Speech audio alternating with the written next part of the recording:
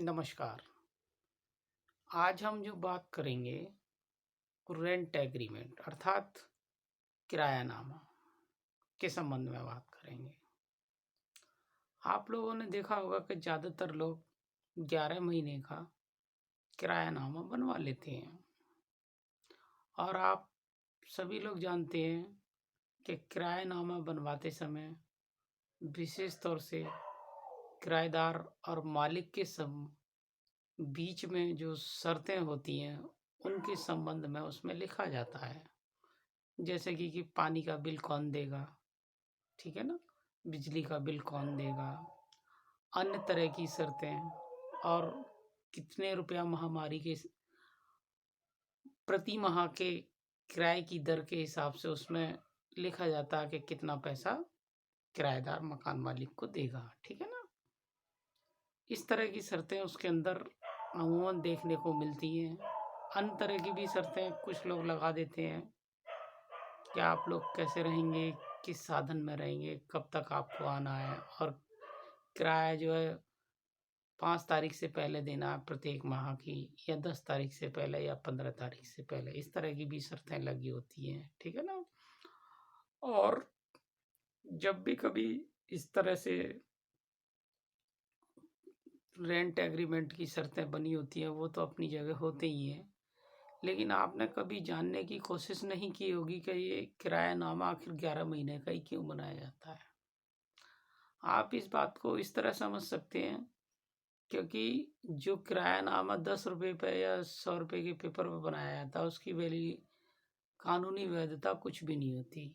उसका कारण है क्योंकि जब भी कभी सरकार के द्वारा रेंट डीड बनवाई जाती है तो वो रजिस्टर्ड कराई जाती है रजिस्ट्रार कार्यालय के थ्रू, ठीक है ना?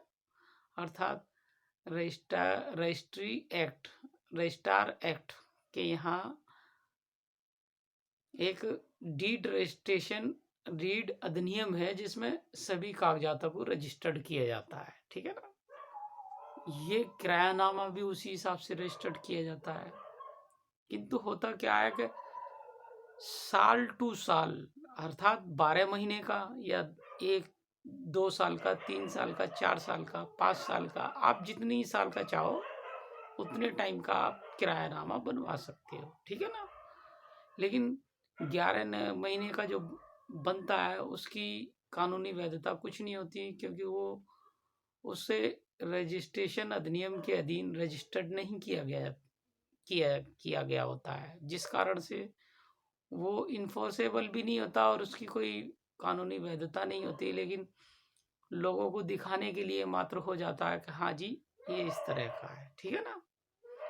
अब उसमें जो रजिस्टर्ड होते हैं कागज उन्हें आप इन्फोर्समेंट भी करा सकते हो बाय लॉ, अर्थात कोर्ट न्यायालय के द्वारा। कोई शर्त है, कंडीशन है, किराएदार नहीं मान रहा है, ठीक है ना? जो रजिस्टर्ड नहीं है वो तो खाली एक दिखाने के लिए होता है, बाकी और उसकी वैल्यू कुछ नहीं होती। इसलिए ज़्यादातर किसी भी चीज़ में जब भी आप रेंट किरायानामा बनवाएं, रेंट डीड बनवाएं, तो उसमें रजिस्टर्ड जरूर कराएं, जिससे कि आपको कभी कोई नुकसान ना हो और कानून के दायरे में ये सारी चीज़ें आ सके जिससे, ठीक है ना?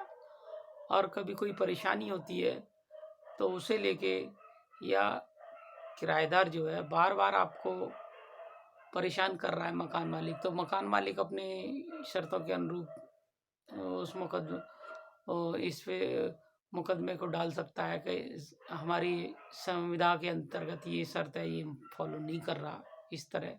इसी तरह किराएदार भी डाल सकता है मकान मालिक के ऊपर कोई भी बात, जो कोई शर्तों को वो नहीं मान रहा है, तो ठीक है ना? इसलिए ये बहुत ज़रूरी हो जाता है कि आपको कोई भी किरायानामा या रेंट एग्रीमेंट जब बनाया जाता है तो आप कोशिश करें कि उसे रजिस्टर करें, और रजिस्टर्ड करने के उपरांत ही किसी प्रॉपर्टी को लें या उसमें किराए के लिए रहने के लिए जाएं। अन्यथा कभी कोई डिस्प्यूट की स्थिति दो मकान मालिक और किराएदार के बीच में जब होती है तो उनका समाधान नहीं किया जा सकता, क्योंकि वो जो किरायानामा आपने 11 महीने का बनवाया रखा है वो फोर्सेबल नहीं होता बाय लॉ। इसीलिए कहा जाता है कि सरकार के यहाँ रजिस्ट्रेशन एक्ट में प्रोविज़न है कि आप साल का कम से कम 1 साल का उनके यहाँ कोर्ट फीस जाती है 1 साल की, और आप जितने भी साल का कराना चाहते हो, और वो परसेंटेज के हिसाब से आती है कि आपका किराया कितना है। जैसे कि आप यूपी में 4% जाती है किराया अधिनियम पे, जिसमें कि आप जितना किराया है साल भर का उतने पे 4% फीस लगेगी, और आप उसे 2 साल का, 3 साल का, 4 साल का आप जितना चाहें आप उतना बढ़ा सकते हैं, ठीक है ना? और आपस में कभी कोई डिस्प्यूट होता है तो उन शर्तों को लेके आप न्यायालय के अधीन जा सकते हैं, और न्यायालय उन शर्तों को मानने के लिए किसी भी पक्ष को बाध्य कर सकते हैं, ठीक है ना? नमस्कार, आगे मिलेंगे।